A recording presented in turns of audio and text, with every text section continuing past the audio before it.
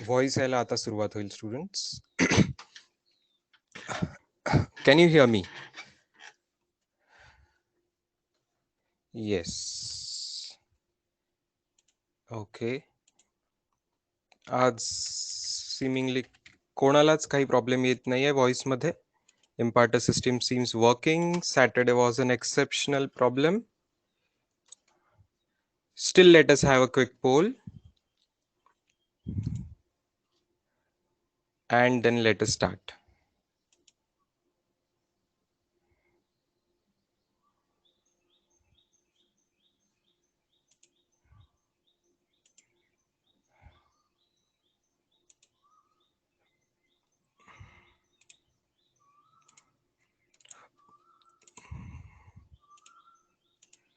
Okay, majority seems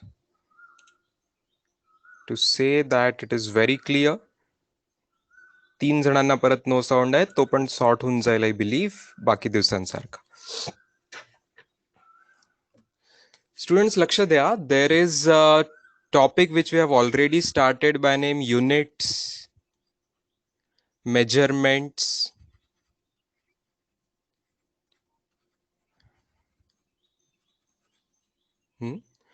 तर बऱ्याच बुक्समध्ये the chapter is by name units and measurements. बऱ्याच पुस्तकांमध्ये there is a this chapter is divided into 2 parts. Okay, one part is about units and dimensions, and other part is called as errors and measurements. Errors and measurements. आपण mainly सध्यापर्यंत units बद्दल बोललो आहे. थोडंसं आपण measurement बद्दल पण चर्चा केलेली आहे. How there is a big range and order of length. Parsec वगैरे जे आपण केलं, फर्मी अँगस्ट्रॉम बद्दल चर्चा केली, लेंथ बद्दल, that was little bit about measurement. But still we are mainly talking of units. सध्यापर्यंत आपण मेनली युनिट्स बद्दल बोलतो आहे. आज पण बऱ्यापैकी आपण युनिट्स बद्दलच बोलणार आहे. आणि त्याच्यानंतर आपण डायमेन्शन बद्दल सुरुवात करूया. कदाचित आज किंवा उद्या डायमेन्शन बद्दल सुरुवात करूया. जिथे जिथे एररचा मेजरमेंटचा पार्ट आहे एनसीईआरटी बुक मध्ये, या चॅप्टर मध्ये, तो आपण as a next chapter deal करणार आहोत. This will be our next chapter. Okay, so first we have done units, then we will do dimensions. Units के बाद then dimensions, and then as a next chapter we will do errors and measurements. सध्या ज्या काही गोष्टी errors बद्दल असतील त्याच्याबद्दल सध्या आपल्याला विचार करायचा नाही. ऑल येस, सिस्टमॅटिक एरर आणि human error, different types of random error, सगळं आपण त्याच्यामध्ये घेऊया. Combination of error, percentage in error कसं कॅल्क्युलेट करतात वगैरे वगैरे वगैरे, that will come in that part. So right now I am sharing the same presentation which we were having the other day. तिथून आपण कंटिन्यू करणार आहोत.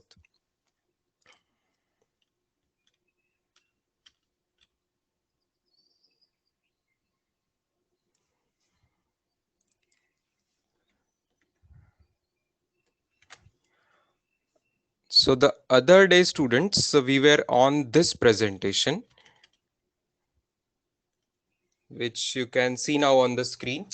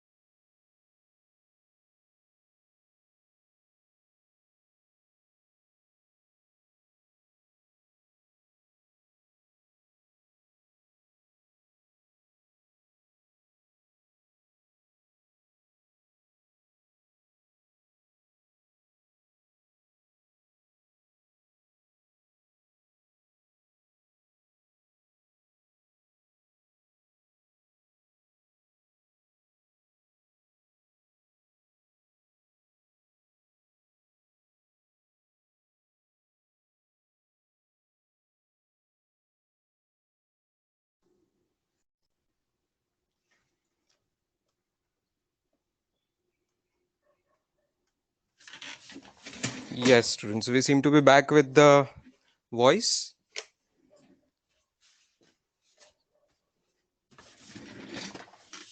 Voice is better. Camera visibility might be a little better. Yes, fine. Can you see the presentation?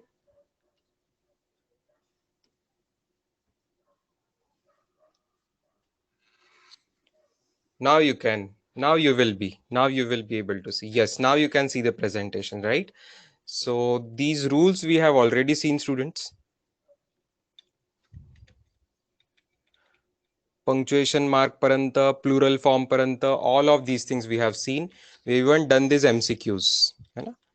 दोन questions we have done on this. Measurement of length पर्यंत आपण आलेलो होतो. Measurement of length मध्ये spherometer, screw gauge, vernier calliper हे परत येईल errors मध्ये, एरर्स मेजरमेंट मध्ये. तर सध्या याची काही काळजी करण्याची गरज नाही. मेजरमेंट ऑफ लार्ज डिस्टन्सेस साठी पॅरलॅक्स मेथड आहे. सो हा पार्ट काही जणांना समजलेला नव्हता. तर पॅरलॅक्स मेथड डिस्कशन आपण आज सुरुवात करत आहोत. काही जणांनी मला इमेज पाठवली की सर हे एनसीईआरटी मधलं हे पेज समजलं नाही, ते पॅरलॅक्स मेथड बद्दलच होतं. तसं मागच्या क्लासमध्ये दुपारचं सेशन जे बऱ्याच जणांनी आधी मिस केलं होतं त्याच्यामध्ये आपण पार्सेक समजलं. That also use the parallax method. ठीक आहे. पॅरलॅक्स मेथड काय आहे? एक मेथड आहे मोठे मोठे डिस्टन्स मेजर करण्यासाठी. किती मोठे डिस्टन्स? किती मोठे डिस्टन्स? पुणे ते बारामती नाही, पुणे ते दिल्ली पण नाही, दिल्ली ते न्यूयॉर्क पण नाही. Big astronomical distances, sun, earth, Saturn, our galaxies, याच्यामधले बिग बिग डिस्टन्सेस मेजर करण्यासाठीची मेथड आहे. Distance of planet, star from the earth हे डायरेक्टली आपण स्केलनी मेजर करू शकत नाही. Naturally we cannot measure it with the scale. Yes. Then important method in such a case is the parallax method. Parallax शब्दाचा अर्थ काय? Next statement मध्ये येतोय. When an object is located against a specific point on a wall is viewed with only one eye. One eye. कोणतं पण one eye. आणि नंतर with the other eye. Then the position of the object seems to change. Then the position of the object seems to change. हे कळतंय का वाक्य students? मराठीमध्ये सांगतोय सोप्या भाषेमध्ये. जस्ट आपले दोन्ही डोळे बंद करा. जिथे जिथे तुम्ही आहात तिथे दोन्ही डोळे बंद करा. जस्ट दोन्ही डोळे बंद करा आणि फक्त लेफ्ट आय उघडा. I am also doing it with you. फक्त लेफ्ट आय उघडा. राईट आय बंद ठेवा. राईट आय बंद ठेवा. लेफ्ट आय उघडा. ठीक आहे. Just close the right eye, open the left eye. आणि कोणत्या तरी एका ऑब्जेक्ट कडे बरोबर बघा टक लावून. थोड्याशा दूर ऑब्जेक्ट कडे, थोड्याशा दूर म्हणजे एखाद मीटरही चालेल, काही फूट दूर ऑब्जेक्ट वरती कडे बघा. ठीक आहे. आता जस्ट चेंज. पटकन राईट आय उघडा, लेफ्ट आय बंद करा. राईट आय उघडा, लेफ्ट आय बंद करा. राईट आय उघडा, लेफ्ट आय बंद करा. Do you see that? Change in the position of the object भासते. You feel that you have changed the position of the object, है ना? I mean position of the object appears to change, right? थोडंसं left right जागा बदलण्यासारखं होतं की नाही? We know की object जागा बदलत नाहीये, पण त्याची इमेज जी आपल्या रेटिनावरती बनते आहे ती इमेज शिफ्ट होते. येस, ती इमेज शिफ्ट होताना दिसते. ती इमेज शिफ्ट होताना दिसते. याचं खरं रिझन काय आहे स्टुडंट्स? ती ऑब्जेक्टचं आपल्यापासून डिस्टन्स बदललं का? नाही, पण आपल्या दोन्ही डोळ्यांमध्ये अंतर आहे की नाही? There is a difference between our eyes, right? Our left eye and right eye. Our left eye and right eye have a distance between them.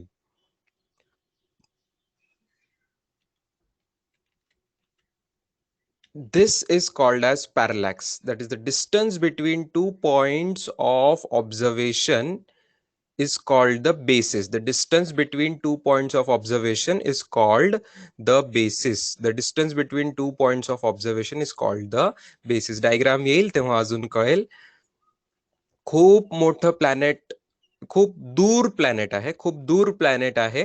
प्लॅनेटचं now P म्हटलेलं आहे. ठीक आहे.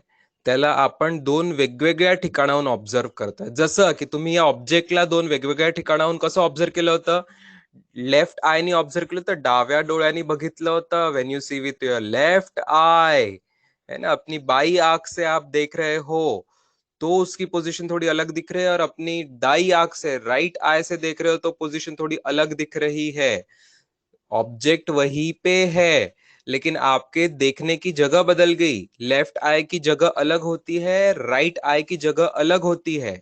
तो भले दोनों नजदीक है अच्छी खासी आपकी दोनों आंखें, लेकिन अगर सिर्फ एक आंख से देखते हैं वर्सेस सिर्फ दूसरी आंख से देखते हैं तो दोनों आंखों में डिस्टेंस है, इसलिए दोनों जगह से आपको सेम ऑब्जेक्ट, सेम दूरी की ऑब्जेक्ट जगह पे नजर आती है। इसी को एक्सटेंड करके इसी किसी चीज यूज की जाती है, that when you are observing a planet, जब बहुत दूर का आप प्लैनेट ऑब्जर्व कर रहे हो तो आप दो अलग अलग जगह से ऑब्जर्व करेंगे, दो अलग अलग जगह से ऑब्जर्व करेंगे। इस बार सिर्फ आंखों से नहीं करेंगे, लेफ्ट आई राइट आई से नहीं करेंगे, अर्थ पे ही दो अलग अलग जगह से जो कि ठीक ठाक दूर है, at a distance A B. ठीक है, ए पॉइंट और बी पॉइंट, दो पॉइंट है, उनमें का कोई तो भी डिस्टेंस स्मॉल बी बोल दिया, स्मॉल बी फॉर बेसिस। ऊपर लिखा है डेफिनेशन में, the distance between two points of observation is called as basis. जब हमने आंख वाला एक्सपेरिमेंट किया था तो अपने दोनों आंखों के बीच में का जो डिस्टेंस था वो बेसिस था, लेकिन प्लैनेट्स के लिए अपन इतने नजदीक नहीं लेंगे एक आंख और दूसरी आंख। प्लैनेट्स के लिए अपन अर्थ पे एक जगह जाएंगे और फिर कुछ मीटर या किलोमीटर दूर थोड़ा सा दूसरी जगह जाएंगे और दो जगह से ऑब्जर्व करेंगे, दो जगह से ऑब्जर्व करेंगे।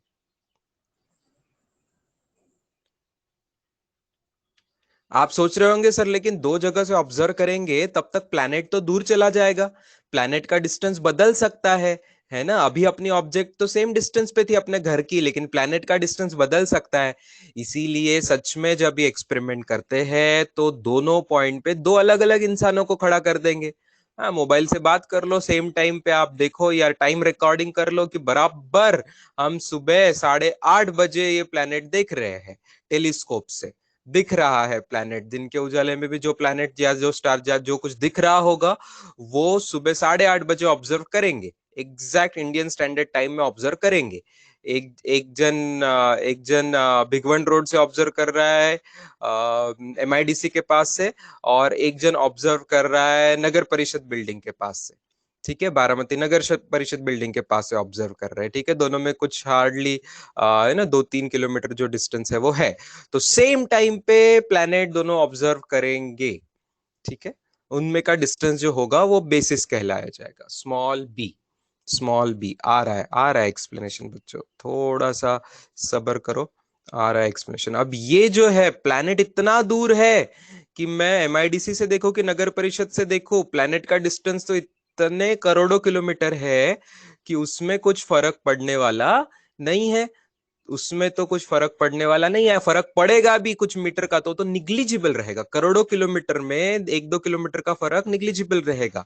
तो उस हिसाब से देखो ये ट्रायंगल जो है आइसोस्केलस सा दिखेगा। हम्म?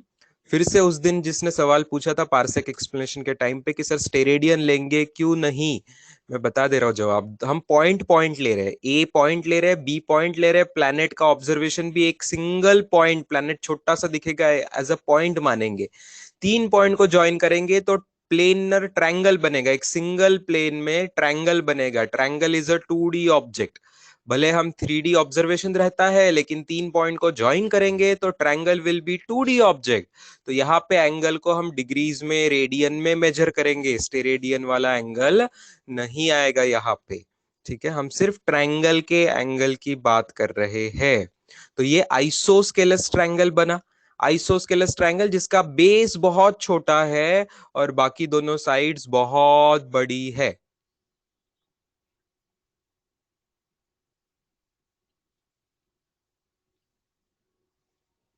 पिछली स्लाइड देखनी है किसी को? क्यों देखनी है? पिछली स्लाइड में क्या डायग्राम थी बच्चों? किसी को कुछ पूछना है किस बारे में? लिख लेना था, लिख तो आप बाद में भी सकते हो स्टूडेंट्स, ये एनसीईआरटी में भी है, तो आप भी चिंता मत करो, जब मैं बोलूंगा लिखो तो जरूरी है। भी लिखना जरूरी नहीं है। किसी ने स्लाइड मुझे वापस पिछली वाली लाने बोला। Do you want to ask anything from this? कुछ वर्ड नहीं समझा ऐसा?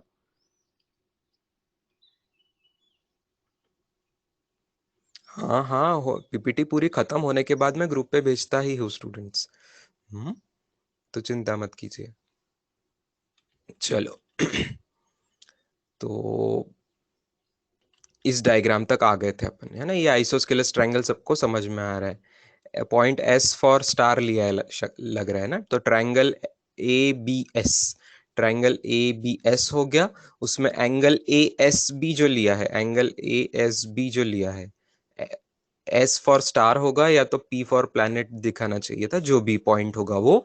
तो वहां पे का एंगल जो है छोटा सा, उसको थीटा लिया, है ना? क्योंकि उसकी जगह तो नहीं बदल रही है। ए और बी हम दो अलग पोजीशन ले रहे हैं अर्थ पे, लेकिन प्लैनेट की सेम टाइम पे पोजीशन, प्लैनेट या स्टार जो भी होगा उसकी सेम टाइम पे पोजीशन तो सेम रहेगी, पोजीशन तो सेम रहेगी। ठीक है। इस एंगल को बोलते हैं पैरालेक्टिक एंगल, इस एंगल को बोलते हैं पैरालेक्टिक एंगल, इस एंगल को बोलते हैं पैरालेक्टिक एंगल।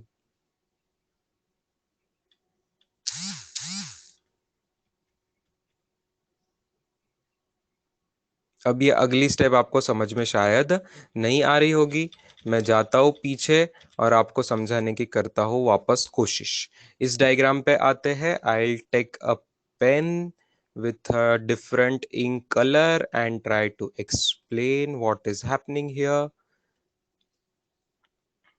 हाँ स्टूडेंट्स, अब मान लो ये जो स्टार या प्लैनेट है, ये जो ऊपर का पॉइंट है, मैंने ग्रीन कलर से उसको थोड़ा सा शेड कर रहा हूं। वहां से वहां से ए डिस्टेंस जितने दूरी पे है, बी डिस्टेंस उतने ही दूरी पे है। तो ऐसा आप सर्कल मान सकते हो स्टूडेंट्स, सर्कल सर्कल ऐसा बड़ा सा मान सकते हो, है ना? ऐसा बड़ा सा सर्कल मान सकते हो, ऐसा बनेगा विद दैट मच रेडियस, है ना? तो ये जो बड़ा सर्कल रहेगा उसमें length A B, length A B जो रहेगी, लेंथ ए बी जो रहेगी, स्ट्रेट लेंथ ए बी रहेगी, स्ट्रेट लेंथ ए बी रहेगी, स्ट्रेट लेंथ ए बी। और arc length A B, arc length A B में ज्यादा फर्क रहेगा क्या? नहीं, ऑलमोस्ट सेम ही रहेगा स्टूडेंट्स। ज्यादा फर्क नहीं पड़ेगा क्योंकि बहुत बड़ी रेडियस है। जब आप बहुत बड़ा सर्कल लेते हो तो उसका छोटा सा हिस्सा, छोटा सा आर्क ऑलमोस्ट स्ट्रेट हो जाता है। यस, ऑलमोस्ट स्ट्रेट हो जाता है ना? डायग्राम में अपने पास जगह छोटी है, लेकिन आप सच में डिस्टेंस देखोगे तो करोड़ों किलोमीटर है। आप जस्ट इमेजिन करो, सर्कल बड़ा बड़ा बड़ा बड़ा बड़ा होता जा रहा है, तो सर्कल का छोटा सा हिस्सा आर्क जो है वो ऑलमोस्ट स्ट्रेट रहेगा। बिकॉज वो ऑलमोस्ट स्ट्रेट रहेगा, तो स्ट्रेट लाइन डिस्टेंस जो कि यहाँ पे बी है, उसी को मैं अप्रोक्सीमेटली आर्क लेंथ, जिसको मान लो मैं एल बोल देता हूं, ठीक है? स्ट्रेट डिस्टेंस ए बी को मैं बी बोल रहा हूं और आर्क लेंथ को एल बोल रहा हूं, आर्क लेंथ को एल बोल रहा हूं। अब याद करो उस दिन का वापस formula, theta is equal to arc length upon radius, theta is equal to arc length upon radius, where theta is measured angle, 2D angle in the unit radian. ये रेडियन में फाइंड करने की डेफिनेशन ही थी। Therefore here, यहाँ पे क्या होगा? यहाँ पे थीटा होगा students arc length L upon what is the radius? Capital D. Capital D is the radius here, है ना? क्योंकि मैंने सेंटर किस चीज को माना है? यहाँ पे जो प्लैनेट या स्टार की पोजीशन है उसको मैंने सेंटर माना हुआ है।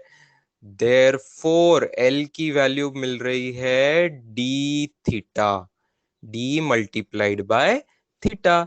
देयरफॉर बी की भी अप्रोक्सीमेट वैल्यू क्या होगी? जो भी एल की वैल्यू आई अपनी, डी मल्टीप्लाइड बाय थीटा। ये बात समझ में आई क्या स्टूडेंट्स? ये बात समझ में आई है? रेडियस डी बहुत लोगों ने टाइप किया था, तो आपको ये समझ में आ रहा है। यही चीज अगले पेज पे उन्होंने डायरेक्ट लिखी है। मैंने ये ज्योमेट्री आपको समझाना चाहा क्योंकि कुछ लोगों को डिटेल्ड वो समझने की जरूरत थी। यहाँ पे एल की वैल्यू डी थीटा है, वो पुट करी है हमने यहाँ पे, ठीक है। ओके, तो B is approximately equal to D theta. लिख लो स्टूडेंट्स, अब ये लिख लो। इतना अच्छा डिटेल्ड एक्सप्लेनेशन मतलब आपको बुक्स में नहीं दिखेगा जनरली। तो जिनको समझ आ चुका है तो कोई प्रॉब्लम नहीं है, लेकिन मैक्सिमली आप एक बार ये कम से कम डायग्राम निकाल लो। हेडिंग लिखना पैरालैक्स, हेडिंग में सिर्फ पैरालैक्स मेथड ऐसा लिखेंगे तो भी चलेगा। डायग्राम में जो बी है, B is called as basis and theta is called as parallactic angle. Parallactic, parallax वाला मतलब पैरेलैक्टिक एंगल।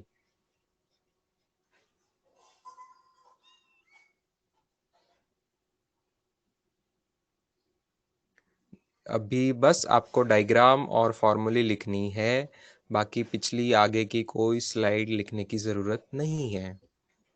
बाकी चीजें बुक्स में है एक्सप्लेन्ड।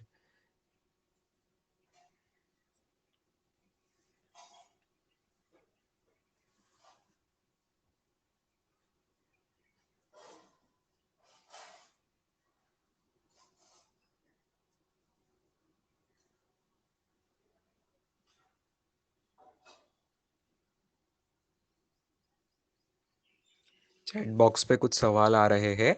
मैंने अपने रिकॉर्डिंग वीडियो वापस देखे स्टूडेंट्स, तो रिकॉर्डेड जो वीडियो लेक्चर है और उसका जो चैट है वो सिंक्रोनाइज नहीं दिखता है, तो कोई ज़्यादा फायदा नहीं है मैंने चैट बॉक्स के सवाल का अभी जवाब देके। वापस देखने वाले स्टूडेंट्स को थोड़ा कंफ्यूजन हो जाएगा, आगे क्या बोला है चैट में, आगे क्या है पीछे क्या है। तो टाइम का सिंक्रोनाइजेशन चैट का नहीं है वहाँ पे, स्लाइड्स का है लेकिन चैट का नहीं है। तो चैट बॉक्स पे के सवालों का अनलेस मुझे बहुत ज़रूरी लगे ऐसा कुछ तो सवाल का जवाब दूंगा। हमारी अगली टेस्ट कब होगी वगैरह ऐसे जो आपके दिमाग में ख्याल आ रहे हैं, उस पर आपने सवाल पूछ लिया अभी, उनका जवाब अब यहाँ एक्सपेक्ट मत कीजिए। आप डाउट्स ग्रुप में या मेन ग्रुप में ऐसे सवाल डाल दीजिए, आपको टीचर्स जवाब देंगे हम लोग। अभी ये स्टडी रिलेटेड, ये स्लाइड रिलेटेड, ये समझने में कुछ भी तकलीफ जाती है तो वो जरूर टाइप कीजिए, वो वही का वही तुरंत समझा देंगे। और कोई ख्याल आ रहा है, और कोई आपको क्वेश्चन आ रहा है, इससे हटके कुछ सवाल आ रहा है तो उसको संभाल के रखिए, वो बाद में ग्रुप पे पूछ लीजिए। हाँ Kshitija, straight line A B और arc length A B exact equal नहीं लिखा है मैंने, अप्रोक्सीमेट लिखा है। बीच में का जो साइन है वो अप्रोक्सीमेट इक्वल है। जब रेडियस बहुत बड़ी होती तो ऐसा ही होता। थोड़ा सा तू करके देख लेना घर पे, बड़े थोड़े से बड़ा सर्कल निकाल के एक पेज पे देख ले। यू विल ऑब्जर्व कि सर्कल का छोटा सा हिस्सा ये ऑलमोस्ट स्ट्रेट स्ट्रेट होते जा रहा है। ऑलमोस्ट स्ट्रेट, एग्जैक्ट स्ट्रेट नहीं होगा ऑब्वियसली। कल्पेश पूछ रहा है sir B is equal to D theta कहाँ से आया? कल्पेश लेफ्ट साइड में देख, L is equal to D theta आया है। रेडियन में एंगल की डेफिनेशन पर से L is equal to D theta आया है, तो एल ही तो बी है ना ऑलमोस्ट, इसके लिए।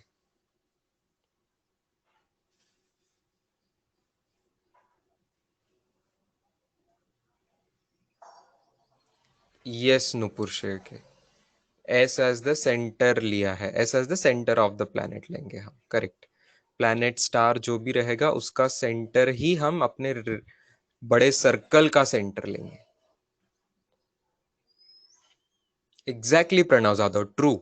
आर्क लेंथ थोड़ी सी बड़ी होगी, थोड़ी सी बड़ी होगी, स्लाइटली, बहुत स्लाइटली, लेकिन इतने करोड़ों किलोमीटर के डिस्टेंस के कंपैरिजन में वो इतनी ही थोड़ी सी बड़ी होगी ना कि उतनी एक्यूरेसी की हमें जरूरत नहीं है। ये अप्रोक्सीमेशन अच्छा खासा चलता है, डी फाइंड करने के लिए हमें अप्रोक्सीमेशन अच्छा खासा वर्क करेगा, कोई प्रॉब्लम नहीं जाएगा। असली में आर्क लेंथ थोड़ी सी बड़ी होगी स्ट्रेट डिस्टेंस से। That's correct.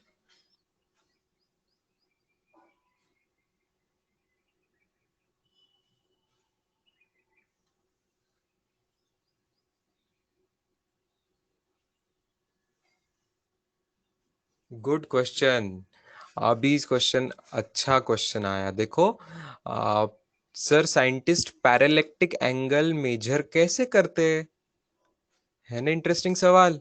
पैरालेक्टिक एंगल देखो कहाँ का एंगल है, कहाँ का एंगल बना हुआ है उस ट्रायंगल में, वो प्लैनेट के पास बना हुआ है।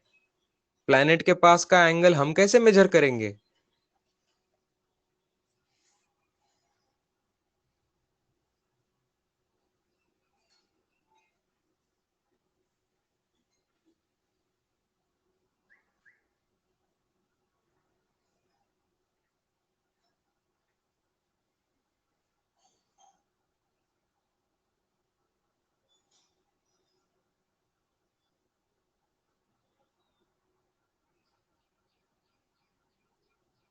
ये शंतनु दळवी ने क्या टाइप किया है, क्यों टाइप किया है? ऊपर के सभी पूरे चैट बॉक्स का ऐसा पूरा कॉपी करके पेस्ट कर दिया। बेटा ऐसे काम मत करो। निग्लेक्ट करो, वो बाय मिस्टेक हुआ है उसका या जैसे भी हुआ वो निग्लेक्ट करो।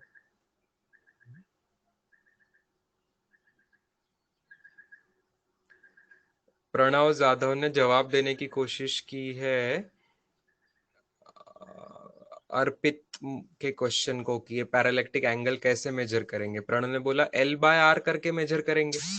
एल बाय आर, लेकिन प्रणव आर ही तो पता नहीं है, जो बड़ा डिस्टेंस है ना, रेडियस जो है वो कैपिटल डी, वही तो निकालना है। वो डिस्टेंस ही निकालना है, बड़ा एंगल ही निकालना है। तो पैरालेक्टिक एंगल तो मेजर करना पड़ेगा कैसे तो भी। पैरालेक्टिक एंगल तो मेजर करना पड़ेगा, उस पर से डी निकालने वाले हैं हम। ठीक है। हु इन्वेंटेड दिस मेथड, बता रहा हूं मैं। पहले तो एंगल कैसे मेजर करना है वो सोचना है हमें, है ना। एंड हु इन्वेंटेड पैरालैक्स, जहां तक मेरा नॉलेज है ये एस्ट्रोनॉमिकल डिस्टेंस सब गैलीलियो के टाइम पे हुए। तो गैलीलियो के आसपास वाले किसी साइंटिस्ट ने ये मेजर किया होगा, बट लेट अस कंफर्म। नहीं, गैलीलियो के या भी बाद हुआ है, गैलीलियो तक भी पैरालैक्स नहीं था। ओके, तो we are taking the help of Google and I am telling you, यहाँ पे एक जर्मन एस्ट्रोनॉमर का नाम आ रहा है। जर्मन एस्ट्रोनॉमर का नाम आ रहा है बेसेल, उसका सरनेम है Friedrich Wilhelm Bessel. was the first person to measure the parallax in 1838. We'll just add that information. We'll just add that information to our page. Yes, let us do that.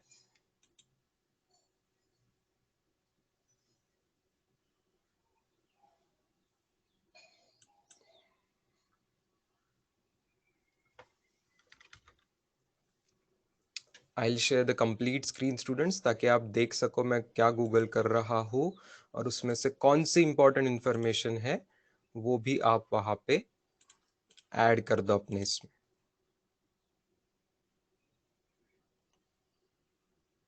ये हुई ना बात, बहुत अच्छे। सार्थ Shah and Sharvil Gadkar ने जवाब दे दिया है, दोनों ने मिलकर। तीसरे संस्कार वाग, बहुत अच्छे स्टूडेंट्स। चैट बॉक्स की 3 लेटेस्ट चैट्स पढ़िए, ये हुई ना बात। हम भले वो थीटा मेजर नहीं कर पाएंगे, लेकिन ये बाजू वाला थीटा तो मेजर कर सकते हैं, है ना।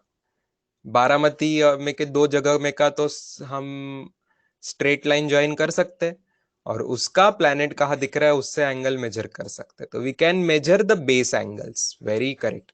बहुत एक्यूरेटली मेजर करना पड़ेगा क्योंकि वो ऑलमोस्ट 90 डिग्री के पास होंगे स्टूडेंट्स, है ना। 89 डिग्री के थोड़े आसपास होंगे वो, 89 डिग्री के आसपास होंगे वो। बहुत बहुत एक्यूरेटली वो एंगल्स हमें मेजर करने पड़ेंगे। ठीक है, वो दोनों को ऐड करेंगे तो एंगल सम प्रॉपर्टी से sum of all 3 angles is 180 degree. इसमें से 2 बड़े बड़े बेस एंगल मिला के 179 डिग्री कुछ बन रहा होगा। है ना, 179 डिग्री के आसपास कुछ बन रहा होगा, 179 डिग्री के आसपास कुछ बन रहा होगा, फिर वो 180 डिग्री में से सब्ट्रैक्ट करके आपका एकदम छोटा सा एंगल, 1 डिग्री से भी छोटा सा एंगल मिलेगा, 1 डिग्री से भी छोटा सा एंगल मिलेगा।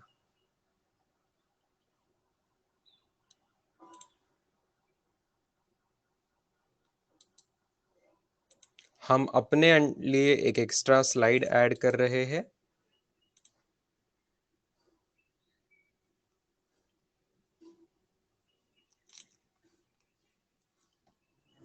आप लोगों को दिख रहा है ये एक्स्ट्रा इन्फॉर्मेशन आपने पूछे हुए सवाल के बेसिस पे हमने गूगल से ढूंढी। First person to measure parallax was a German astronomer. Bessel नाम याद रखिए, बेसेल फंक्शंस करके मैथ्स में भी आपको इंजीनियरिंग में आता है, जो इंजीनियरिंग पढ़ेंगे तो बेसेल, ये साइंटिस्ट का नाम याद रखिए। Who was the first? इस पे सवाल नहीं पूछने वाले, आपने मुझे पूछा इसलिए हमने सर्च किया।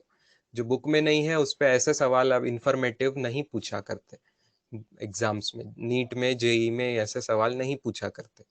इंफॉर्मेशन पे थोड़े सवाल होते हैं, लेकिन जो भी एनसीईआरटी में रहेगी उसी इंफॉर्मेशन पे पूछेंगे। ये अपने खुद के जानकारी के लिए जो लिखना चाहते हैं तो लिखेंगे।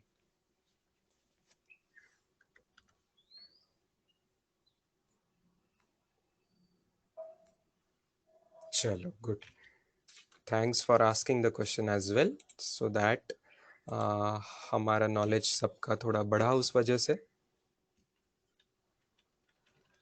एक बार वापस लास्ट टाइम मैं आ रहा हूं उसी स्लाइड पे, पैरेलैक्स वाली।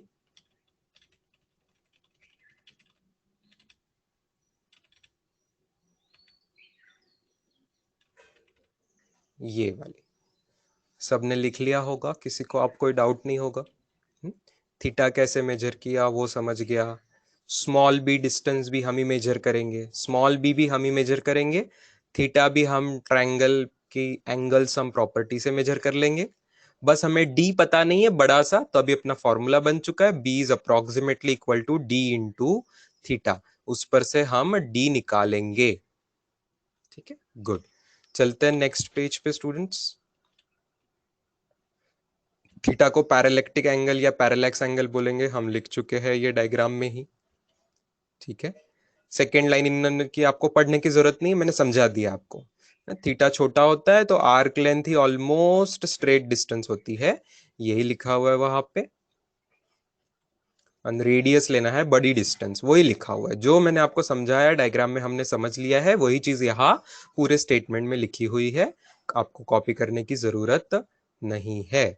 जस्ट फॉर्मूला देखो मैच हो रहा है कि अपना हो रहा है, एक्चुअली वो अप्रोक्सीमेट है, उन्होंने एग्जैक्ट लिख लिया, बट वो थोड़ा सा अप्रोक्सीमेशन है वहां पे, ये हमें पता है। ठीक है, तो इससे डी निकालेंगे, डी कैसे निकालेंगे, बी अपॉन थीटा। ठीक है, ये लिख लीजिए आप अगली line, B is approximately D theta है, तो डी को निकालना है, हमको डी निकालना है ना, तो डी को क्या लिखेंगे, बी बाय थीटा। बी हमें पता है, थीटा भी हमें पता है।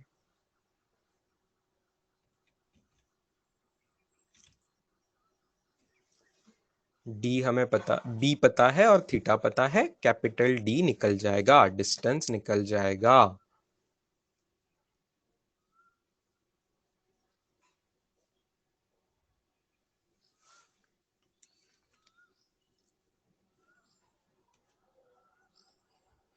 यही चीज हमने पार्सेक में यूज करी थी स्टूडेंट्स, आप लोगों ने वो फिर से देख लिया है वीडियो, अब ऑलमोस्ट सभी ने जिन्होंने एब्सेंट थे उन्होंने वीडियो देखा है। लेकिन मेरे पास टाइमिंग आता है, कुछ लोगों ने वो वीडियो 10 मिनट में देखा है, कुछ लोगों ने 5 5 मिनट 2 मिनट ही ब्राउज किया है, कुछ लोगों ने 15 20 30 मिनट आधे घंटे तक स्पीड में ब्राउज किया हुआ है। तो जिन्होंने आधा घंटा 15 मिनट ब्राउज किया है ठीक है, 10 मिनट तक मैं समझ सकता हूँ, इंपॉर्टेंट चीजें फास्ट में आपने देख ली, होमवर्क आपको ऑलरेडी आ रहा था तो देखा नहीं। लेकिन जिन्होंने 1 2 मिनट ही देखा है वो किसको बुद्धू बनाने की कोशिश कर रहे हैं मुझे नहीं पता। You are fooling your own self. सिर्फ वीडियो का काउंट आके कोई फायदा नहीं है, आपको वहां पे चीजें समझने के लिए वीडियो देखना था। ठीक है, हाँ अगर समझ चुका है तो कोई बात नहीं है, लेकिन अगर आप सिर्फ उसको देख के छोड़ दे रहे हो बिना समझे तो स्टूडेंट्स फायदा नहीं होगा। You are suppose to understand it. तो यहाँ पे यही फॉर्मूला हमने पैरेलैक्स में कैसे मेजर किया था, मैं आपको यही पे साइड में बता देता हूँ। When when B distance when B distance जो था, वो बी डिस्टेंस हम लेते हैं 1 एस्ट्रोनॉमिकल यूनिट। 1 एस्ट्रोनॉमिकल यूनिट जो कि होता है अप्रोक्सीमेटली, हमने ऐसा याद किया था, ठीक है। ये average distance between sun and earth होता है। 1 astronomical unit average distance between sun and earth होता है। एंड थीटा को हम लेते हैं 1 second, that is 1 arc sec. Okay, उसको पढ़ेंगे 1 आर्क सेक। ये डिग्री का ही 60 टुकड़े का 60 टुकड़ा होता है, right. 1/60 into 60 part of 1 degree, right. तो 1 डिग्री के 60 पार्ट का 60 पार्ट इज 1 आर्क सेक। जब इतना छोटा एंगल बनेगा और बी ये 1 एस्ट्रोनॉमिकल यूनिट होगा, देन जो हमने कैलकुलेशन करके डी की वैल्यू निकाली थी इज कॉल्ड एज 1 पारसेक।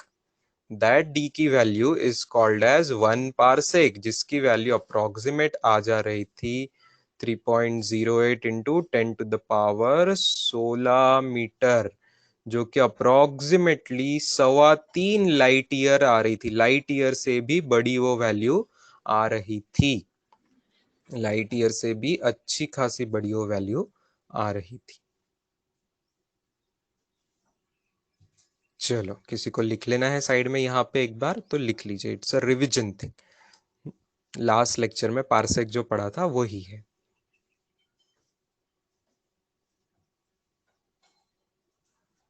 वो पार्सेक नाम भी यही से आया है स्टूडेंट्स, पार फॉर पैरेलैक्स से आया हुआ है। पार फॉर पैरेलैक्स आया हुआ है, सेक ये सेकेंड से आया हुआ है, आर्क सेक। तो ये सेक वर्ड आ गया है यहाँ पे से, और पैरेलैक्स वर्ड पर से पार आ गया है, पार, पार फ्रॉम पैरेलैक्स, ठीक है। शब्द आया पैरेलैक्स से, सेक शब्द आया आर्कसेक से, तो बन गया नाम पारसेक। पारसेक ये डिस्टेंस का नाम बन गया, डिस्टेंस का यूनिट बन गया। यस, 3.26 लाइट ईयर के आसपास है वो। 3.26 LY for light years. Light year से भी बड़ा यूनिट है वो।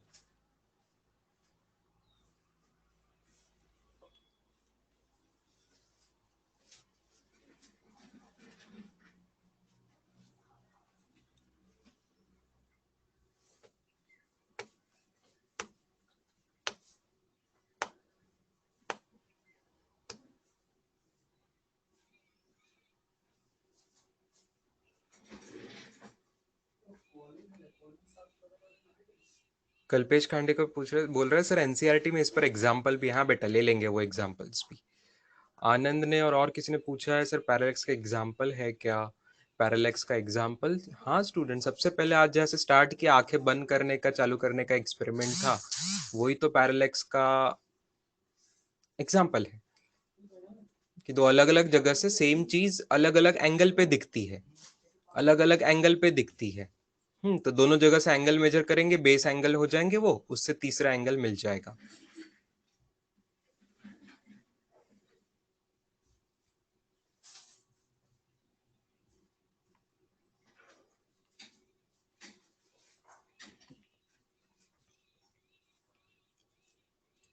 चलो आगे बढ़ रहा हूँ स्टूडेंट्स, कॉपीड होगा सबका ये।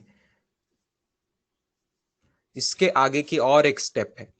किसी ने पूछा था चैट बॉक्स पे भी कि सर वो स्टार की या प्लैनेट की रेडियस कैसे मेजर करेंगे, स्टार की या प्लैनेट की रेडियस कैसे मेजर करेंगे। अब काम थोड़ा सा उल्टा होगा स्टूडेंट्स, अब हम अलग ट्रायंगल निकालेंगे। अब अर्थ का एक पॉइंट लेंगे, अर्थ का एक पॉइंट लेंगे, और उस प्लैनेट पर के अपोजिट पॉइंट्स लेंगे, डायमेट्रिकली अपोजिट पॉइंट्स। इन्होंने यहां डायग्राम निकाल के नहीं दी है, डायग्राम निकाल के नहीं दी है, मैं आपको डायग्राम निकाल के समझाता हूँ स्टूडेंट्स। ठीक है, please understand the diagram which I am drawing now. अब हम यहाँ पे अर्थ पे एक ही पॉइंट पे है, मान लो ए पॉइंट पे है, ठीक है। और ये जो प्लैनेट हम देख रहे हैं, ये जो प्लैनेट हम देख रहे हैं, प्लैनेट, उसके इन्होंने बोला है diametrically opposite points M and N, इनको हम टेलीस्कोप से ऑब्जर्व करेंगे। मतलब ये प्लैनेट ऐसा है, तो मान लो उस पर के लेफ्ट एंड पे यहाँ पे पॉइंट एम है, और राइट एंड पे डायमीटर खत्म होती है, वहां पे पॉइंट एन है। तो हम ड्रॉ करेंगे ट्रायंगल एम ए एन, मन, ट्रायंगल मैन बोलो, मन बोलो, है ना, वो वाला ट्रायंगल हम ड्रॉ करेंगे, ठीक है। ये पॉइंट एन है, ये पॉइंट एम है, ठीक है। तो ट्रायंगल बन गया एम ए एन, और ये एंगल जो है यहाँ पे बना हुआ, इसको नाम दिया अल्फा। ये भी हम मेजर कर पाएंगे अब, ठीक है। और डिस्टेंस तो डी है स्टूडेंट्स, डिस्टेंस तो डी है। और ये जो प्लैनेट की डायमीटर है हमें पता नहीं है, प्लैनेट की डायमीटर हमें पता नहीं है, उसको नाम दिया स्मॉल डी। अब वापस हम सर्कल इमेजिन करेंगे, लेकिन इस बार सेंटर किसको लूंगा मैं, इस बार सेंटर ऑफ अ सर्कल में लूंगा ए पॉइंट को। और ऐसा ऐसा ऐसा ऐसा बड़ा सर्कल आप इमेजिन करोगे, ऐसा ऐसा बड़ा सा सर्कल आप इमेजिन करेंगे, ठीक है। तो अब वापस इन रेडियन, अगर अल्फा एंगल आपने लिया in radian units, in radian units, तो अल्फा डेफिनेशन के हिसाब से क्या होगा, आर्क लेंथ जो ऑलमोस्ट डी के बराबर होगी, आर्क लेंथ जो ऑलमोस्ट डी के बराबर होगी, divided by radius, that is capital D, ठीक है। इसी से उन्होंने फाइनल फॉर्मूला लाया है ये वाला, ठीक है। और ये फॉर्मूला काम में आ जाएगा, कैसे, हम कैपिटल डी निकाल चुके, कैलकुलेटेड है ऑलरेडी, कैलकुलेटेड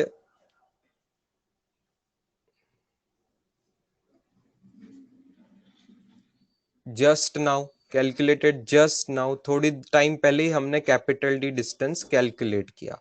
और अल्फा को हम मेजर करेंगे, अल्फा को हम मेजर करेंगे, तो उस पर से दोनों का मल्टीप्लीकेशन करके डी की वैल्यू हमें मिल जाएगी, ठीक है। ऑब्वियसली अल्फा की वैल्यू इन रेडियन हमें यूज करनी है। पहले और इसमें बहुत फर्क है। पहले जो है हम अर्थ के 2 पॉइंट से मेजर कर रहे थे, प्लैनेट पर का सिंगल पॉइंट। इस बार प्लैनेट के 2 अलग अलग एंड पॉइंट ले रहे हैं, अर्थ पर का सिंगल पॉइंट ले रहे। पिछली बार का एंगल थीटा अलग था, इस बार का एंगल अल्फा अलग है। पिछली बार का आर्क लेंथ स्मॉल बी था, इस बार का आर्क लेंथ स्मॉल डी है।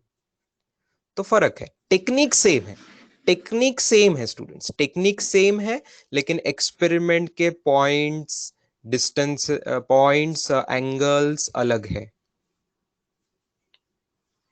अल्फा कैसे मेजर करेंगे, अल्फा मेजर करना भी आसान है ना स्टूडेंट्स, अल्फा मेजर करना कैसे मुश्किल है बताओ मुझे।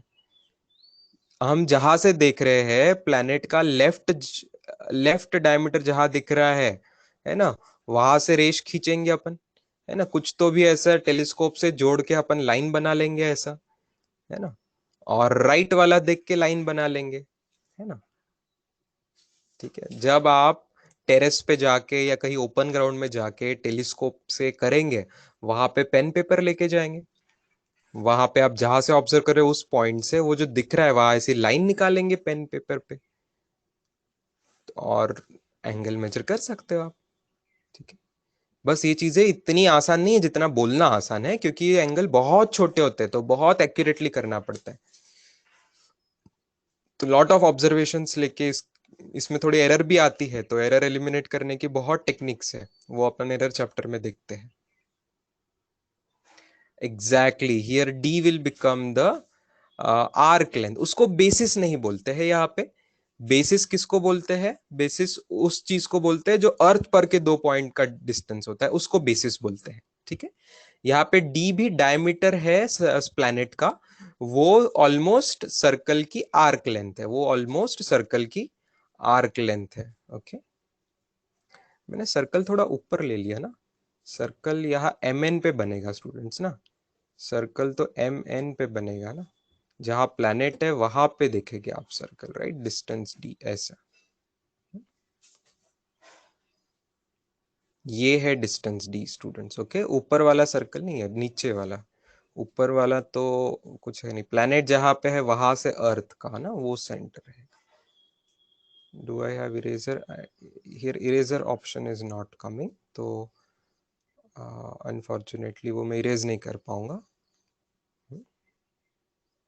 मैं दिखा सकता हूँ कि वो गलत है, ठीक है, ये पार्ट गलत है, ये वाला नहीं लेना है आपको, ऊपर वाला ये जो है ना वो आर्क नहीं लेना है, जहां प्लैनेट है वहां सर्कल बनेगा स्टूडेंट्स, है। वो ऊपर तो मैंने डी डिस्टेंस लिखा था ऐसे, जस्ट लिखने के लिए ना, नोटेशन के लिए, डी डिस्टेंस दिखाने के लिए, नीचे जगह कम थी तो मैंने ऊपर डी डिस्टेंस दिखाया हुआ, D is a diameter of the planet, it is something like what was basis B before, right, like cone, हाँ it was like cone, but cone 3D होता है बेटा, यहाँ पे पूरा ऐसा कोन नहीं लेंगे, नहीं तो एंगल तो सॉलिड एंगल आता था, यहाँ कोन नहीं है बेटा, ट्रायंगल ही है, आइसोस्केलस ट्रायंगल ही बनेगा, ठीक है। आप पॉइंट पॉइंट को ज्वाइन करके 2 डायमेंशनल शेप निकालोगे, यहाँ पे कोन नहीं निकाल रहे हम, भले वो दिखने में कोन जैसा लग रहा है मानता हूँ, लेकिन हमने जो डायग्राम निकाली वो 2D डायग्राम है, ठीक है, इट्स अ ट्रायंगल। उफ, अब स्टेरेडियन मेजरमेंट पे क्यों रिपीट आ रहे हो? वो कर चुके ना बेटा हम उस दिन, स्टेरेडियन मेजरमेंट के लिए हम कर चुके ना, एरिया लेंगे, एरिया, इतने बड़े इसका स्टेरेडियन नहीं मेजर करेंगे, इतने बड़े इसका स्टेरेडियन मेजर नहीं करेंगे, क्योंकि एरिया थोड़ी वहां जाके हमको पता चलने वाला है।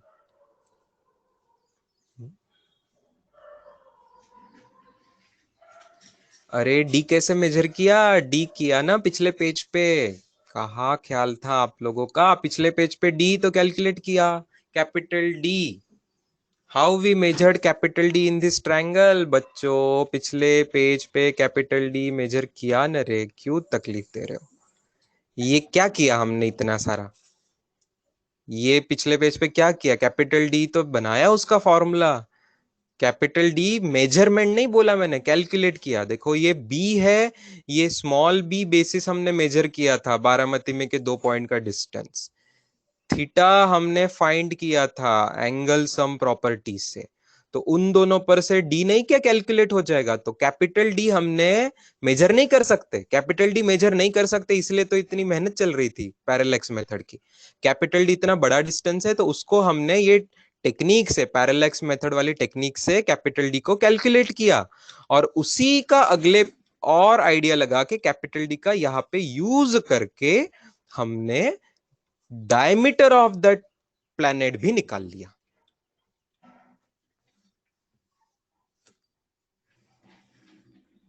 अर्पित सैटेलाइट कोई काम का नहीं है, सैटेलाइट कोई काम में नहीं आएगा, डोंट थिंक सैटेलाइट से मेजर करेंगे बाबा, सैटेलाइट कहाँ तक जाएगा? अपना अर्थ का सैटेलाइट अपने सन तक भी जाएगा क्या, भेज सकता है क्या, जल जाएगा। हम कितने डिस्टेंसेस की बात कर रहे हैं, सन से भी करोड़ों गुना के बड़े डिस्टेंसेस की बात कर रहे हैं, दूसरे दूसरे गैलेक्सी की, कहाँ कहाँ के प्लैनेट्स की बात कर रहे हैं।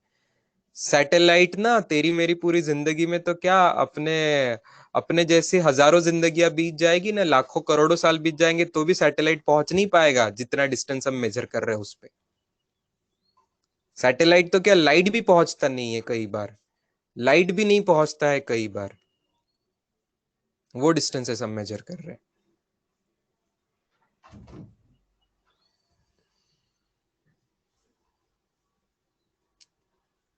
ये बहुत बड़े डिस्टेंसेस है स्टूडेंट्स, बहुत बहुत बहुत बड़े distances.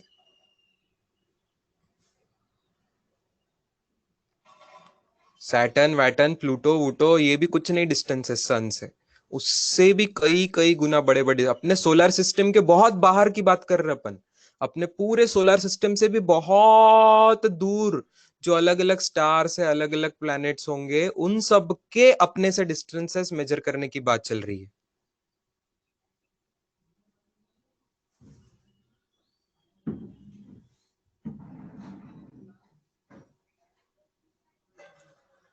Exactly.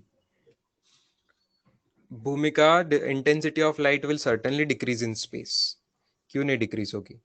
Intensity of light will certainly decrease in space. हाँ, इतने ज्यादा फास्टली डिक्रीज नहीं होती होगी, जैसे अपना लाइट डिक्रीज हो जाता है एक रूम से दूसरे रूम तक। लाइट की इंटेंसिटी जितने फास्ट कम होती है उतने स्पीड से कम नहीं होगी, बट स्पेस में लाइट की इंटेंसिटी भी कम होगी, जरूर होगी। थोड़ी थोड़ी थोड़ी कम होगी, बट जरूर होगी। और उससे इंटरेस्टिंग ज्यादा सवाल आ रहा है प्रतीक पानसरे का, सर लाइट नहीं जाता तो प्लेनेट कैसे दिखेगा? बिल्कुल सही बात है। आपको जो प्लेनेट दिख रहा है ना ये यहाँ पे, वो बहुत पहले का दिख रहा है, आज का नहीं दिख रहा है। वो प्लेनेट आपको कुछ सालों पहले का प्लेनेट अभी दिख रहा है। आज कौन सा साल चल रहा है स्टूडेंट? 2021 साल चल रहा है ना अभी। 2021 साल चल रहा है अभी।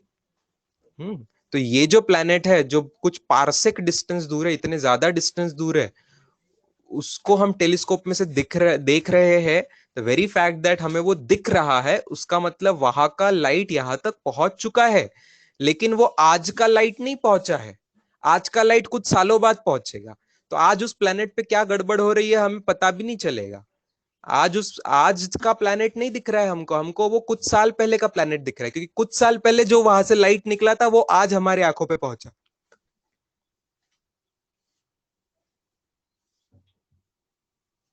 Yes, exactly.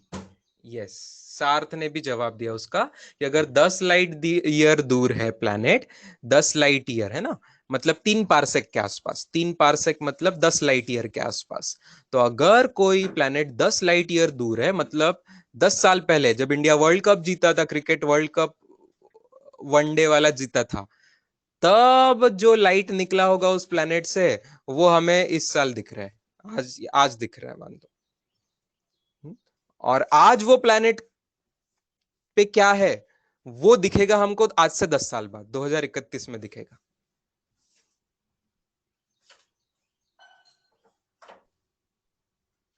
संस्कार Wagh, how many sun will be there in different galaxy और only one in one galaxy? अरे बाप रे, ये generally one in one is sufficient, but multiple sun are also found. Actually sun जैसे twin stars are also found in some, तो more than one are also found like that. लेकिन to be frank, इसके बहुत ज्यादा details आपको astro एस्ट्रोनॉमिस्ट्स के पास मिलेंगे। तो this is not with in scope of physics discussion. ये एस्ट्रोफिजिक्स डिस्कशन में या एस्ट्रोनॉमी के डिस्कशन में जो यही काम करते हैं उनके लिए। हम तो यहाँ फिजिक्स पढ़ने आए हैं, उसमें हमें थोड़ा सा काम आ रहा है डिस्टेंस मेजरमेंट का, इसलिए हम तो लेंथ मेजरमेंट में इंटरेस्टेड है। हम अभी प्लैनेट्स में इंटरेस्टेड नहीं है, वो एस्ट्रोनॉमर्स का काम है। ठीक है, हम डिस्टेंसेस में इंटरेस्टेड है अभी।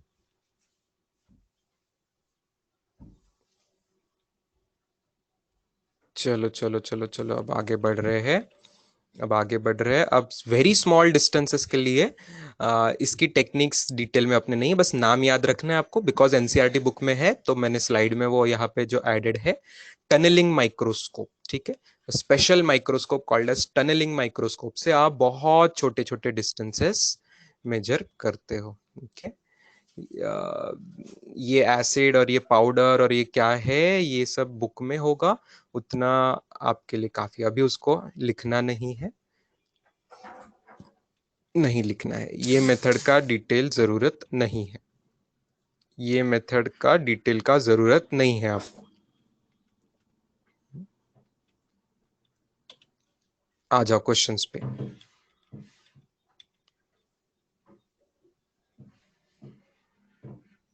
All of you clear? कोई पोल नहीं ले रहा हूं मैं, we want to go fast. Can you just type the option? कुछ लोग टाइप कर देंगे तो काफी है। Yes students, very correct. Hmm, बाकी तीनों से भी लेंथ मेजर होती है भला, चारों चीजों से लेंथ मेजर होती है, लेकिन इस सवाल का जवाब फोर्थ ऑप्शन।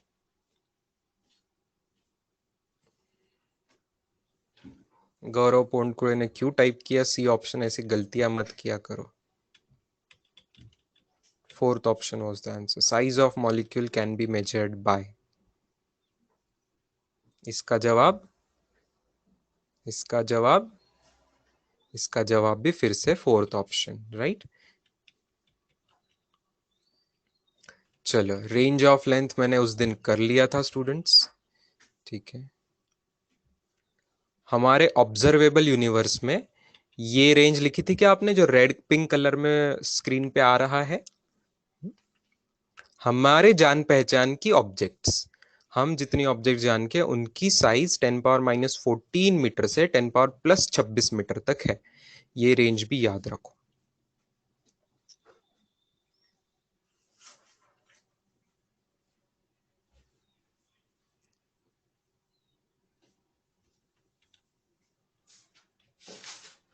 -14 से लेके +26, ठीक है। -14 से लेके +26 मीटर में, हर बार यूनिट लिखना है बाजू में मीटर।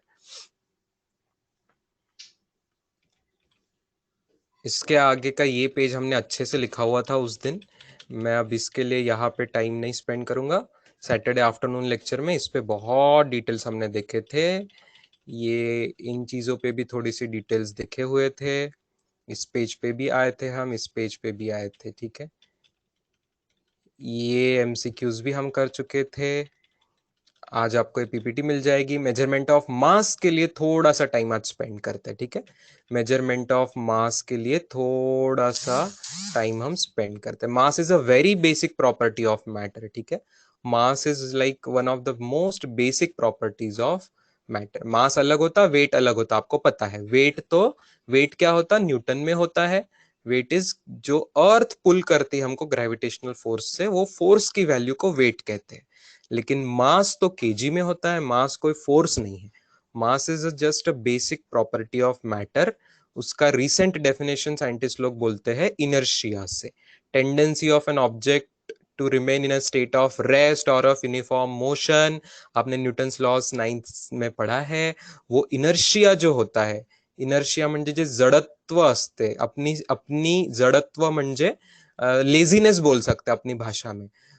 लेजीनेस जो होता है किसी चीज का, अगर वो बैठा है तो बैठा रहेगा, अगर वो चल रहा है तो चलता रहेगा, जो है उसी स्टेट में रहेगा। स्टेट चेंज न करने का जो लेजीनेस होता है उसको इनर्शिया बोलते हैं।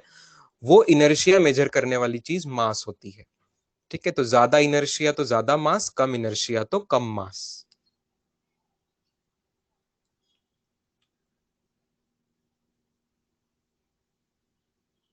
आकांक्षा Kale, mass does not depend on temperature.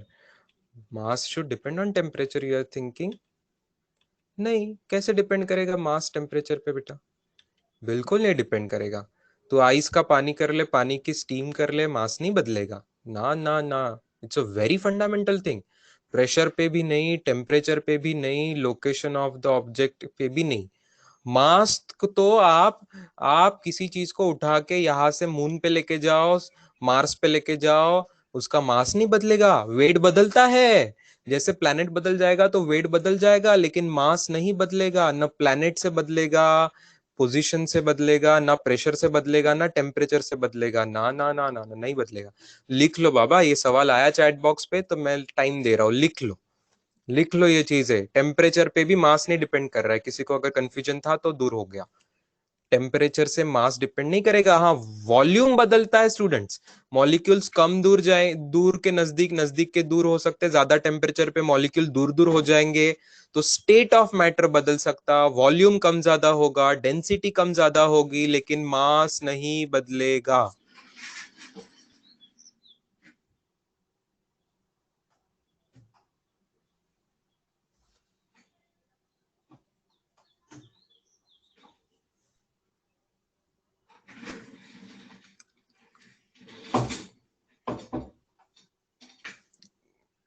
अच्छे सवाल आ रहे हैं चैट बॉक्स पे, इसी से रिलेटेड मैं जवाब दे रहा हूँ। एक सवाल है, sir what do we measure in hospitals? What do we measure in hospitals बेटा? एक्चुअली जो हॉस्पिटल्स में हम मेजर करते हैं, वो जो वेइंग मशीन होती है, वो मशीन वेट ही मेजर करती है, न्यूटन में वेट ही मेजर करती है। लेकिन उसको जी की वैल्यू से, 9.8 मीटर पर सेकंड स्क्वायर, वो जी की वैल्यू से प्रॉपरली डिवाइड करके जो हमें डिस्प्ले दिखाया जाता है, वो मास का दिखाया जाता है। बात ध्यान से समझना। हॉस्पिटल्स में हो या कभी बड़े किचन्स में हो, या कभी कहीं और आपने अपना, आम्ही वजन मोजलं सांगतो ना, माझं वजन इतकं इतकं निघालं, तो वो मशीन जो मेजर करती है वो आपका वेट ही मेजर करती है। वो दुनिया में कोई चीज आपका मास नहीं मेजर करती है, वो भी आपका वेट ही मेजर करती है, लेकिन अंदर में कैलकुलेशन करके जो आपको दिखाया जाता है स्क्रीन पे, डिस्प्ले पे, वो आपका मास दिखाया जाता है। हाँ, इसीलिए केजी में होता है, वही तो बोल रहा हूं मैं, आपको दिखाया जाता है, मास दिखाया जाता है। ये आने वाला है अपने चैप्टर में, न्यूटन्स लॉज ऑफ मोशन नाम से फिर से चैप्टर है अपने पास इस साल, 3-4 चैप्टर छोड़ के, अगले 4 चैप्टर करीब, 4 या 5 एक्चुअली, है ना। इसके बाद और 4 चैप्टर्स खत्म होने के बाद अपना एक चैप्टर आएगा न्यूटन्स लॉज ऑफ मोशन, उसमें देखेंगे, उसमें ये चीज आती है। शॉर्ट में मैंने आंसर बता दिया, और एक बार रिपीट कर रहा हूं, जो वेइंग मशीन्स होती है वो अपना मास मेजर नहीं कर सकती, वो करती है अपना वेट ही मेजर, लेकिन उस वेट के आंसर को अंदर में कैलकुलेशन करके बाद में कन्वर्ट करके अपने को दिखाती है आंसर केजी में। It actually measures weight but display करती है मास। हाँ, तो हमने बोलना चाहिए की माझं मास 60 केजी आहे, 50 केजी, असं म्हणायला पाहिजे। आपण वेट म्हणतो ना, की माझं वेट 60 केजी निघालं, हे म्हणणं चुकीचं असतं, फिजिक्स नुसार सायंटिफिकली चुकीचं असतं। वेट नसतंच कधी केजी मध्ये, तर ते आपण मासच म्हणत असतो, 60 केजी आपलं मासच डिस्प्ले केलेलं राहतं तिथे। ठीक आहे, Kshitija More, it measures weight but displays mass, exactly तेच म्हटलं, दॅट्स ट्रू।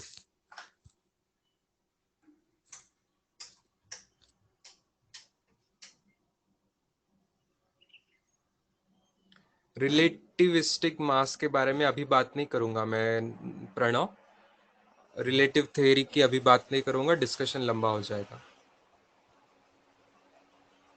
और कुछ अच्छा सवाल पूछा था, शर्वरी ने बोला था कि sir mass is amount of matter present. नहीं शर्वरी, ये भी मास की पुरानी डेफिनेशन थी कि अमाउंट ऑफ मैटर है, लेकिन हमने तो अमाउंट ऑफ मैटर के लिए मोल है, अमाउंट ऑफ मैटर तो हम मोल में मेजर करते हैं, कितने नंबर ऑफ उसमें चीजें हैं वो मोल्स में मेजर करते हैं, कितने उसमें एटम्स है या कितने मॉलिक्यूल्स है, उसको अमाउंट ऑफ मैटर कहते हैं। तो मास अभी अमाउंट ऑफ मैटर भी नहीं है, ये one of the early definitions थी, बट अभी करेक्टेड डेफिनेशन ऑफ मास जो है, रिसेंट डेफिनेशन ऑफ मास है, वो इनर्शिया से संबंधित है, जो मैंने बताया आपको। Yes, it's a measure of inertia, correct. चलो, ऐसा यूनिट किलोग्राम है, प्रोटोटाइप इसका ये है, ये इंफॉर्मेशन मैंने आपको बोला था लिखने की जरूरत नहीं है। लास्ट में एनपीएल न्यू दिल्ली में है, देख लीजिए, national physics laboratory new Delhi में है। आपको जान के खुशी होगी कि नेशनल केमिस्ट्री लेबोरेटरी है अपने बहुत पास, पुणे में है। ऐसे बहुत सारी लेबोरेटरीज है, नेशनल एनवायरमेंटल लेबोरेटरी जो है वो नागपुर में है, उसको नीरी कहते हैं, नीरी, नीरी NEER है, नीरी फॉर, मैं लिख के देता हूँ आपको। मैं जब 10th स्टैंडर्ड में बोर्ड में टॉपर आया था, तो उसके बाद हम जैसे अलग अलग डिस्ट्रिक्ट के टॉपर्स को वहाँ पे गवर्नमेंट की तरफ से बुलाया गया था, और हमें 2 दिन में वो लैब पूरी दिखाई गई थी, समझाई गई थी, रिसर्च साइंटिस्ट लोगों के साथ। CISR सब लोगों ने नाम, CSIR, CSIR सबने नाम सुना होगा। ये जो इंडियन CSIR है, यहाँ पे इन लोगों की अलग अलग लैब्स है, तो NPL दिल्ली में है, नेशनल केमिस्ट्री लेबोरेटरी पुणे में है, और एक नाम बताया, करीब 20 लैब है अलग अलग उनकी। एक मैंने बताया नीरी, नीरी जो है ये नागपुर में है, महाराष्ट्र की लैब्स का नाम मैंने आपको मेन लैब्स का बता दिया। NCLC फॉर केमिस्ट्री है, नेशनल केमिस्ट्री लेबोरेटरी, और जो नीरी है दिस इज नेशनल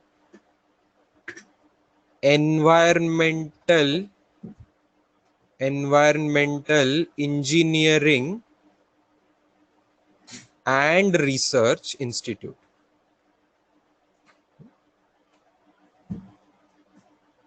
इस पे सवाल नहीं पूछने वाले अगेन आपको, ये इंफॉर्मेशन में हम अपने इंटरेस्ट बढ़ने के लिए जनरल नॉलेज के लिए, जनरल साइंटिफिक नॉलेज के लिए बता रहा हूँ। अरे बाबा, मेरे को 10th में कितने परसेंटेज थे? मैं इतने परसेंटेज पे 10th में टॉपर था। मेरे टाइम पे इससे ज्यादा परसेंटेज किसी को नहीं मिलते थे।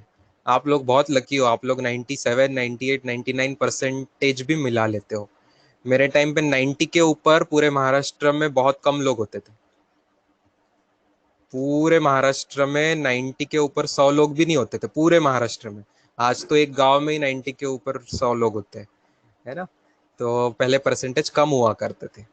ठीक है। अपने जो रविकांत देशपांडे सर है, उनके टाइम पे और पुराने जमाने में जाएंगे तो उनके टाइम पे 90% मिला ही नहीं करते थे। 75-80% पे ही पूरा स्टेट का टॉपर रहता था। 80%, 85, मैक्सिमम 83 ऐसे पे रहता था। तो अब परसेंटेज बांटना बढ़ते जाता है, तो आप लोगों का डेवलपमेंट इन दैट सेंस होते जाता है। पार्टियां, वैसे तो मेरे रिजल्ट बोलेंगे तो आप बहुत पार्टियां मांगते रहेंगे। चलो ठीक है, कभी पार्टी भी आ जाओ ऑफलाइन यार, लॉकडाउन खत्म करो फिर कुछ पार्टी करेंगे। Kilogram and gram are convenient for this but atoms molecules के लिए, ये लिख लेना है स्टूडेंट्स। सुपर इंपॉर्टेंट इंफॉर्मेशन, ये पूछा गया है सवाल, बहुत एग्जाम्स में सवाल पूछते हैं। ठीक है। ये जो कलर कलर में लिखा हुआ है ये चीजें लिख लीजिए, और बीच में की डेफिनेशन भी लिख लीजिए। 1 AMU का डेफिनेशन पूछेंगे। 1U और 1 AMU का ये डेफिनेशन है। इक्वल टू में जो लिखा है फॉर्मूला लिख लीजिए, लिख लीजिए, रट लीजिए, समझ लीजिए।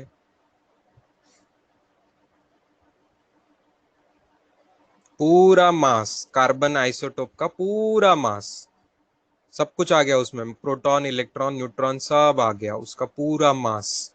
उसको 12 से डिवाइड करना है, 1/12 से डिवाइड करना है। That is 1 AMU।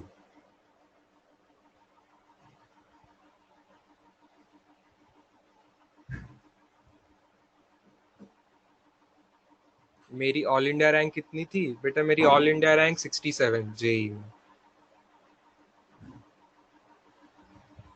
All India rank 67, percentile 99.999।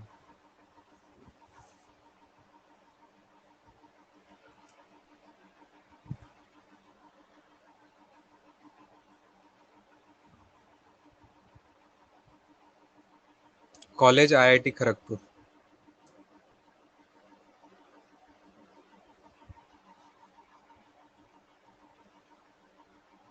नीचे की वैल्यू 1 AMU की वैल्यू है बेटा, 1 AMU की ही वैल्यू है।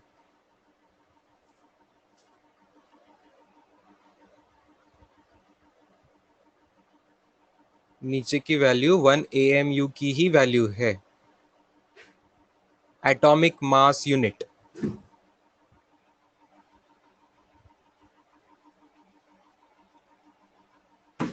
Yes Prathamesh, IIT Kharagpur, West Bengal, Calcutta से 2 घंटा दूर, जमशेदपुर और कलकत्ता के बीचों बीच, स्टील सिटी और कलकत्ता के बीचों बीच।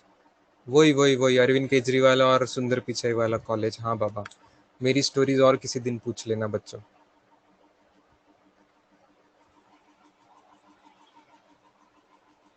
हो मी महाराष्ट्रातलाच आहे।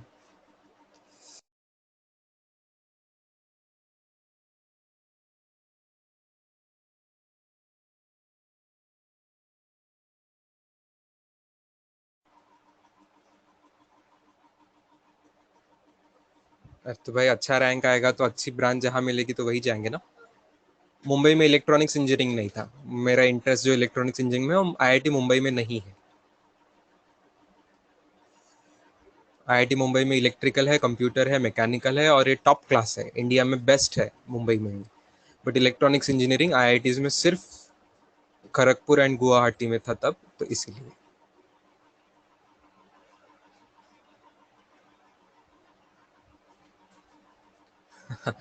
बेटा प्लेसमेंट हुई नहीं होती तो मैं यहाँ होता क्या?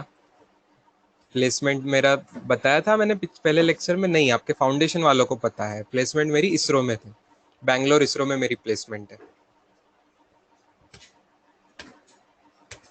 और अब आप पूछोगे कि सर आप टीचिंग में क्यों आ गए फिर प्लेसमेंट के बावजूद? अब इसका जवाब भी मैं 2 मिनट में नहीं देता जनरली, तो अभी किसी और दिन पूछ लेना। आज आगे बढ़ते हैं सिलेबस।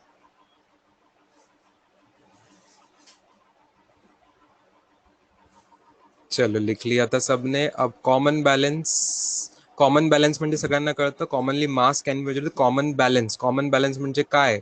कॉमन बॅलन्स म्हणजे तो तराजू. तराजू जो आपण भाजी मार्केटमध्ये बघतो. पण मोठमोठ्या मासेसाठी तराजू वापरणार आहे का आपण? ऑब्व्हियसली नाही. ठीक आहे, ऑब्व्हियसली नाही. तर लार्ज मासेस, प्लॅनेट स्टारचं मासेस कसं काढतात, प्लॅनेट स्टारचं मासेस कसं काढतात, या याच्यावरचे फक्त 2 वाक्य लक्षात ठेवायचे आहेत तुम्हाला. दोन दोन दोन शब्दच सांगेल मी, 2 वाक्य पण नाही. लाईक 2 फ्रेजेस मी सांगेल, अंडरलाईन करून देतो आहे, लक्षात ठेवा. Large masses in the universe like planets आणि स्टार्स. याच्यासाठी पहिली गोष्ट लिहा, युजिंग ग्रॅव्हिटेशनल मेथड. ठीक आहे, युजिंग ग्रॅव्हिटेशनल मेथड.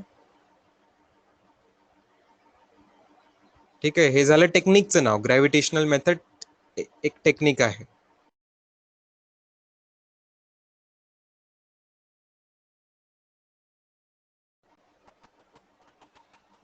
इन्स्ट्रुमेंटचं मास लिहून घ्या. एक इन्स्ट्रुमेंटचं मास नाव लिहून घ्या. याचे डिटेल्स नाही आहेत सध्या आपल्याला. Again they come in instrumentation engineering, यहाँ उसके बारे में मत पूछिए. इंजीनियरिंग के और डिटेल्स किसी को पूछने होंगे मुझे बाद में पूछिए स्टूडेंट्स. यहाँ मेडिकल स्टूडेंट्स भी है, तो मैं मेरे से ज़्यादा मेरे स्टूडेंट्स की चिंता करूंगा. मेरे स्टूडेंट्स इंडिया के बहुत कॉलेजेस में है, KEM GS से लेके तो गवर्नमेंट मेडिकल कॉलेजेस हर साइड के, पूना मुंबई के लेके तो IIT से लेके तो अमेरिका से लेके हर यूनिवर्सिटी में मेरे स्टूडेंट्स हैं. पिछले 10 साल से पढ़ा रहा हूँ. तो आपको मेरे स्टूडेंट्स के बारे में, आपके वुड बी सीनियर्स के बारे में जानना होगा तो मैं ज़्यादा बताऊंगा अच्छे से, क्योंकि वो आपको काम में आएगा. मास स्पेक्ट्रोग्राफ लिख लीजिए यहाँ पे.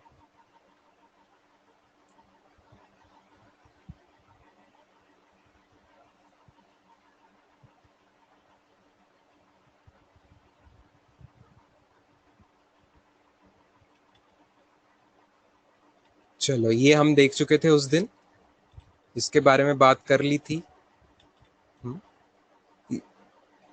इसमें से गलती भी हमने निकाल ली थी. ठीक है, ग्रेप का मास देखो 1 ग्राम है, 1 ग्राम करीब करीब. हाँ, एक अंगूर का मास 1 ग्राम के करीब करीब. और मॉस्किटो उससे भी हल्का है.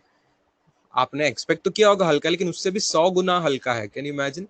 100 मॉस्किटो मिलके 1 ग्रेप का मास होगा. तो मॉस्किटो का मास है ना एकदम मिलीग्राम्स में है. राइट, एकदम मिलीग्राम्स में है. ह्यूमन बीइंग वगैरह वगैरह ये सब बोइंग का गलती थी, ये हमने उस दिन देखी थी. ये बहुत बड़ी गलती हो गई थी उनकी, हमने बताया था आपको. We had searched it on net. 10⁸ को क्रॉस करते हैं, क्या लिखना था वहां पे, केजीज में है तो 10⁵ kg के ऑर्डर में था वो. Right, this was the mistake जो मैंने आपको होमवर्क में मिस्टेक फाइंड करने को बोली थी, वो वाली ये असली बड़ी मिस्टेक. यस, ये सब सही है स्टूडेंट्स, ये सब सही है. इसमें से आप जानते होंगे अर्थ का ज्यादा एक्यूरेटली मास आप जानते होंगे, 6 × 10⁻24 kg आप जानते होंगे. सन का मास होता है अप्रोक्सीमेटली 2 × 10⁻30 kg. ठीक है, इन्हीं की ऑर्डर दी हुई है. ऑर्डर मतलब आप समझते हो ना, मैंने बताया था पिछली बार.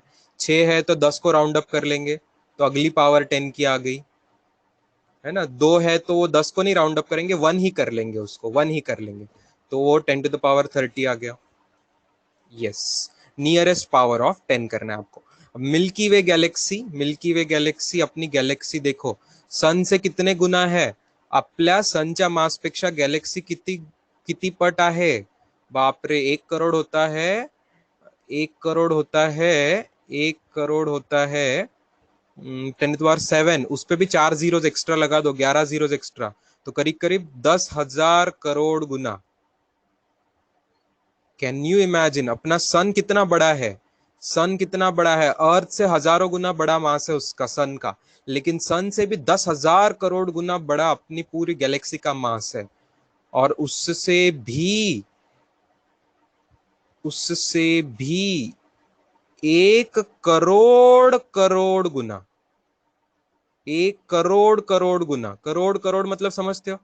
ये 1 करोड़ हो गया 10⁻7, और करोड़ करोड़ हो गया 10⁻7 इंटू 7, मतलब 10⁻14। 14 का डिफरेंस दिख रहा है आपको?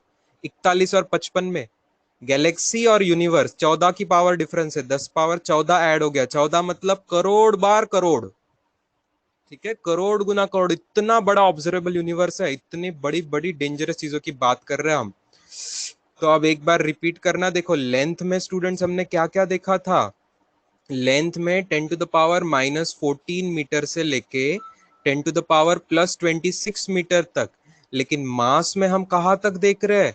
मास ऑफ इलेक्ट्रॉन की रेंज देखोगे तो 10⁻30 केजी से लेके 10⁻30 केजी से लेके 10⁻+55 केजी, ये तो रेंज और भी बड़ी है, मास की रेंज और भी बड़ी है। ये वैल्यू लिख लीजिए, लेंथ की आप लिख चुके हो, मास की रेंज लिख लीजिए, -30 से लेके +55, 10 की पावर्स इन केजी।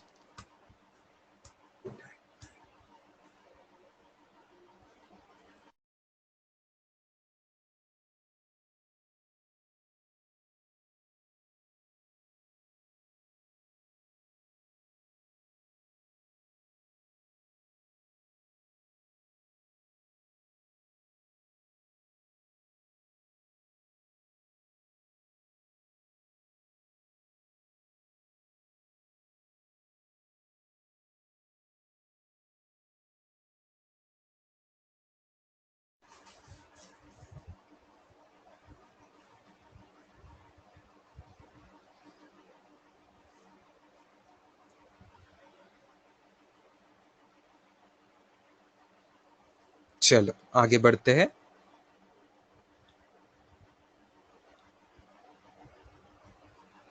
इसका मैं पोल लूंगा स्टूडेंट्स, क्वेश्चन आपके सामने है, मुझे पोल लेना है इसके बारे में। पोल लेने के लिए अब मुझे क्या करना पड़ेगा पता है क्या? मैं स्क्रीन अनशेयर करूंगा, अब स्क्रीन वापस में शेयर करूंगा पावर पॉइंट वाली।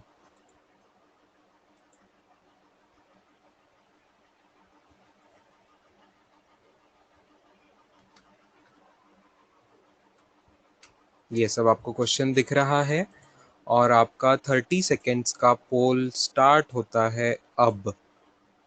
30 सेकेंड स्टार्ट नाउ।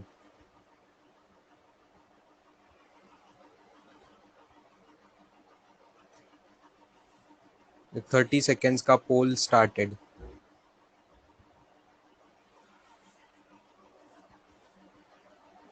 मुझे ना गिफ्ट देने की इच्छा हो रही है स्टूडेंट्स, इसमें जिन्होंने सही जवाब फास्टेस्ट मिलेगा ना, उनको कुछ हम गिफ्ट देंगे। आप लोग आओगे ना, तब आपको चॉकलेट या कुछ तो भी मिलेगा, छोटा मोटा तो गिफ्ट तो मिलेगा। ओ, क्योंकि ये सवाल बहुत लोग गलत कर रहे हैं, इसलिए सही जवाब वालों को तो Tejaswini Kadam, fastest student to give the correct answer. Tejaswini Kadam, well done. Then Aboli also, and then Aboli, and then Prathamesh Barad. ये 3 स्टूडेंट ने फास्टेस्ट जवाब दिया। उसके बाद प्रणव कदम, आर्या तुपे, ओम ढमाल, कल्पेश खांडेकर, इन्होंने भी सही जवाब दिया। देन सुजल देस्टेवाड़ एंड सार्थ शाह, ये अर्लीस्ट स्टूडेंट्स थे सही जवाब देने वाले। D option will be the correct answer students. बहुत लोगों ने, करीब आधी क्लास ने, आधे से थोड़ी ज्यादा क्लास ने सही जवाब दिया, आधे से थोड़ी कम क्लास ने सेकंड ऑप्शन पे अटके हैं स्टूडेंट। अरे ऐसा यूनिट थोड़ी पूछा है, ऐसा यूनिट किलोग्राम है स्टूडेंट्स। स्टैंडर्ड यूनिट, बेसिक जो फंडामेंटल यूनिट है वो किलोग्राम है, लेकिन बाकी लोग भी तो यूनिट है ना, ग्राम भी यूनिट है स्टूडेंट्स, और एटॉमिक मास यूनिट भी यूनिट है। कभी कभी एएमयू को सिर्फ एएमयू बोलते हैं, कभी कभी यूनिफाइड एएमयू बोलते हैं, ऐसा नाम थोड़े अलग अलग है, but yes answer will be fourth option, all the above. चलो, पहली बार ये सवाल ने देखो कंफ्यूज किया। अच्छा मैंने पोल लिया, पहली बार करीब करीब आधी क्लास कंफ्यूज हो गई है इसमें, राइट? है ना? क्वेश्चन में एक वर्ड ऐड कर दो, दो letter actually, S I unit पूछते थे तो सेकंड ऑप्शन, अगर एस आई वर्ड होता वहां पे एस आई तो फिर आंसर आ जाता सेकंड ऑप्शन, लेकिन ऐसा नहीं पूछा है तो कोई भी यूनिट चलेगा मास का। Is it clear students? Fantastic, चलो आगे बढ़ते।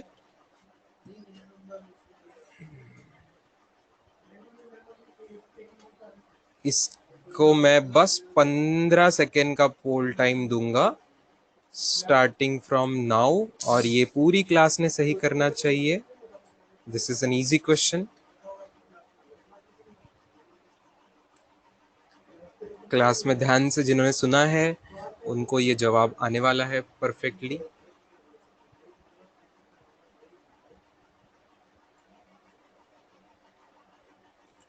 ओ आई एम सैड अगेन कि इस बार भी ठीक ठाक लोगों ने आंसर गलत कर दिया। 25 स्टूडेंट्स ने पहला ऑप्शन टिक किया, 5 और 6 स्टूडेंट ने सेकंड थर्ड ऑप्शन टिक किया। स्पेरोमीटर में कंफ्यूज हो गए स्टूडेंट, स्पेरोमीटर लेंथ में था, स्पेरोमीटर लेंथ में था।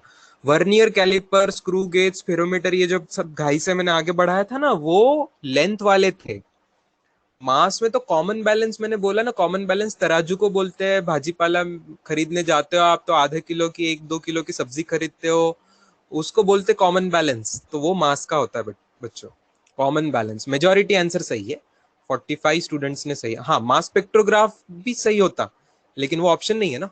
मास स्पेक्ट्रोग्राफी भी एक सही चीज है, सब्सटेंस मेजर करने की एक टेक्निक, एक इंस्ट्रूमेंट है वो भी, लेकिन अभी वो ऑप्शन में नहीं था, तो जो ऑप्शन में से है आपको सिलेक्ट करना है। राइट, चलो ठीक है।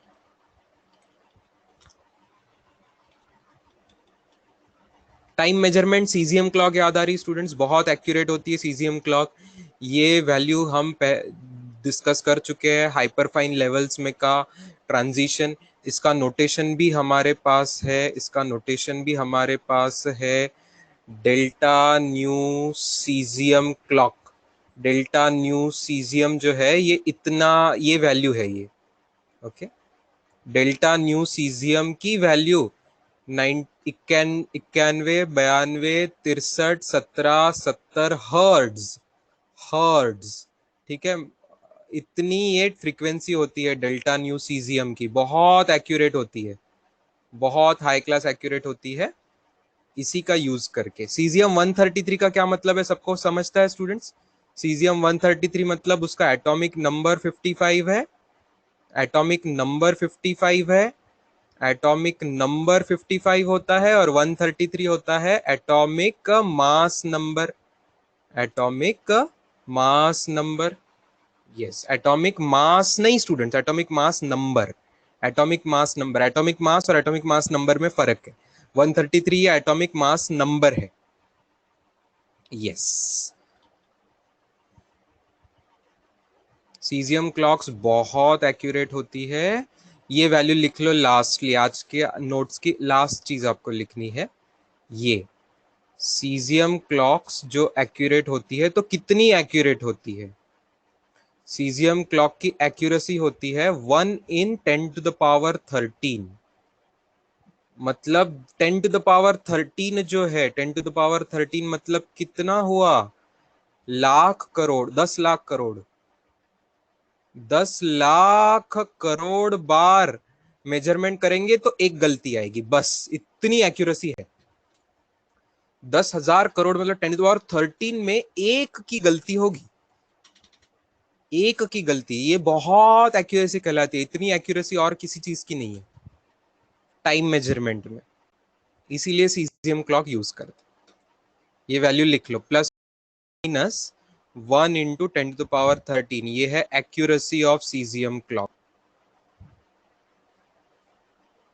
Accuracy of caesium atomic clock कहते हैं उसे, सीजियम एटॉमिक क्लॉक।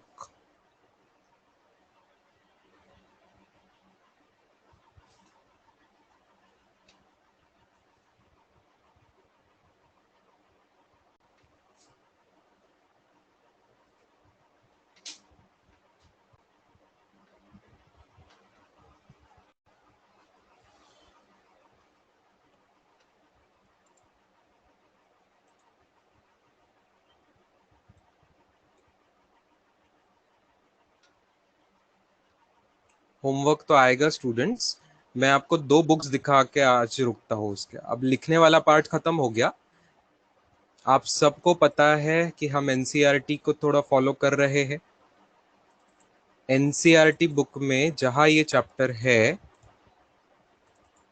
आज हमने पैरेलैक्स देखा, उस पे न्यूमेरिकल क्वेश्चंस होते हैं, मैं वो डिस्प्ले करूंगा अभी। क्विकली समझा दूंगा। आप लोगों ने, कुछ लोगों ने पूछा है, इसके लिए समझा रहा हूं। और एक और आज नई बुक आपके लिए अपलोड होगी।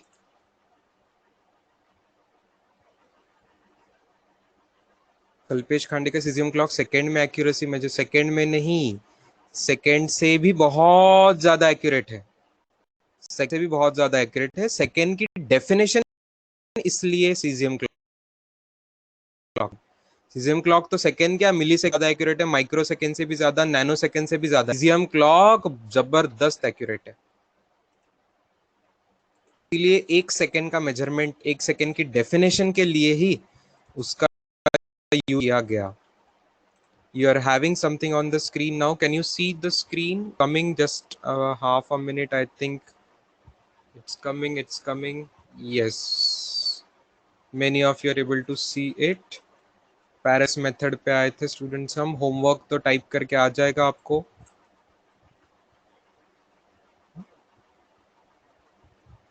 ये देखो 2 क्वेश्चन है, ठीक है। सबसे पहला क्वेश्चन है, calculate the angle 1 degree 1 arc and 1 arc minute and 1 arc second in radiance. ठीक है, ये सवाल तो आसान है, हमने देखा था। 360 डिग्री 2 पाई रेडियन पहले दिन ही किया था हमने। 360 डिग्री होता है पूरा सर्कल, तो 2 पाई रेडियन होता है। उसी पर से हमें मिल गया था 180 डिग्री इस पाई रेडियन, और उसी पर से 1 डिग्री की वैल्यू मिलती है पाई अपॉन 180। पाई की वैल्यू सब लोग जानते हैं 3.14 के आसपास, वो वैल्यू पुट करेंगे तो 3.14 डिवाइड बाय 180 करके आपको ये आंसर रेडियन में मिलेगा। और 60 से डिवाइड कर दोगे और 60 से डिवाइड कर दोगे तो ये अगला आंसर मिलेगा आर्क मिनट का, और 60 से डिवाइड करोगे तो अगला आंसर मिलेगा आर्क सेकेंड का। ठीक है, सेकेंड एग्जाम्पल लंबा है, थोड़ा सा है। थर्ड भी थोड़ा सा लंबा है।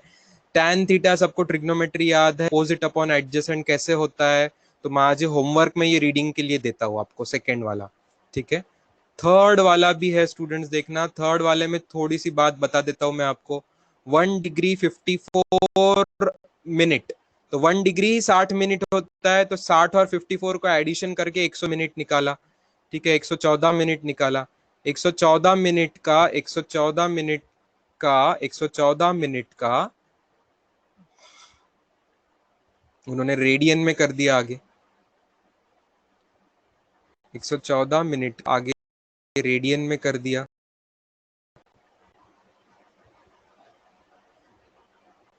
गलत कैलकुलेशन करे एनसीईआरटी बुक ने, oh my goodness. NCERT book में थर्ड में, एग्जाम्पल 2.3 में एनसीईआरटी में मिस्टेक है, मुझे मिली है क्या, देखते हैं। और चौथा क्वेश्चन भी मैं होमवर्क में दे रहा हूँ। आज हमने जो फॉर्मूले पढ़े हैं उस बेसिस पे है स्टूडेंट्स। जस्ट आपको रीड करके लाना है, जो गलत है वो करेक्ट करके लाना है। मुझे गलत दिख रहा है वो आपको करेक्ट करके लाना है। यस, नेक्स्ट क्लास में ले लेंगे। जो आपको नहीं समझ में आएगा वो नेक्स्ट क्लास में ले लेंगे। इसके अलावा मुझे बुक आपको दिखानी है अभी। मैं ये अनशेयर कर रहा हूँ एनसीईआरटी, और शेयर करते हैं वो बुक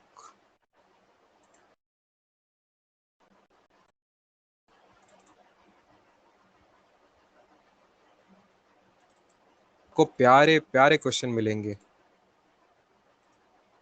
मैं ग्रुप पे होमवर्क में इस बुक से भी। बुक का दिख रहा है आपको फ्रंट पेज?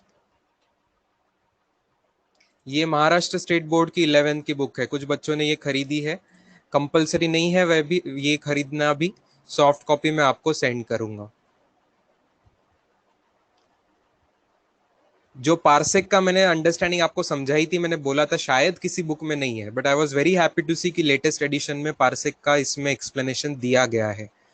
जो वैल्यू हमने कल निकाली थी वो भी आपको इस बुक में भी सॉल्व एग्जाम्पल में दे दिया है।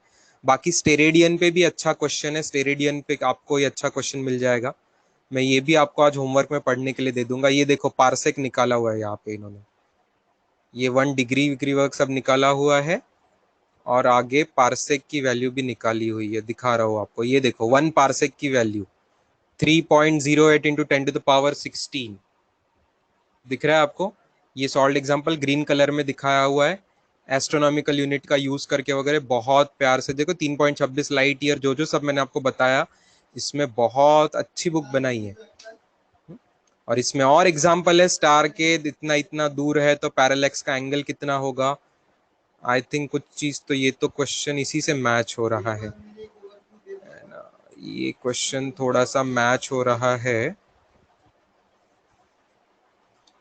एनसीईआरटी के क्वेश्चन। तो ये सब मैं आपको होमवर्क में दे दूंगा, ये पूरी बुक ही मैं आज अपलोड कर दूंगा, बैकपैक पे भी डाल दूंगा, और कुछ चीजों को नहीं दिखता है कभी कभी बैकपैक में आता नहीं है, इसलिए ग्रुप पे भी डाल दूंगा स्टूडेंट्स। ऑल राइट, चलो, thank you, have a good day, see you tomorrow.